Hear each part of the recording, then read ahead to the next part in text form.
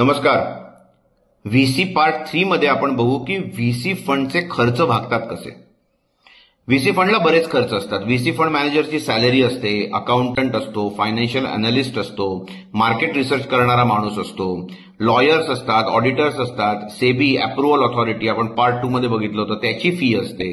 So हे सगळे खर्च कुठून भागतात तर इन्व्हेस्टर जे पैसे इन्व्हेस्ट करतो ना व्हीसी मध्ये त्याच्यातनंच हे पैसे कापून घेतले जातात. जगाच्या पाठीवर एक खूप पॉप्युलर बिझनेस मॉडेल आहे व्हीसी फंडचं, त्याला म्हणतात 2+2+20. 2 म्हणजे 2% एस्टॅब्लिशमेंट फी एकदा घेतली जाते जेव्हा व्हीसी फंड तयार होतो. दुसरा 2 म्हणजे operations fee, basically 2% per annum ही प्रत्येक वर्षी घेतली जाते. सो समजा तुमचा व्हीसी फंड असेल 5 वर्षाचा आणि टोटल फंडचा साईज असेल 100 रुपये, तर पहिल्यांदा 2 रुपये कापले जातात, 98 राहिले, आणि त्यानंतर दरवर्षी 5 वर्षांसाठी 2-2 रुपये म्हणजे 10 रुपये अजून कापले जातात ऑपरेशन्ससाठी.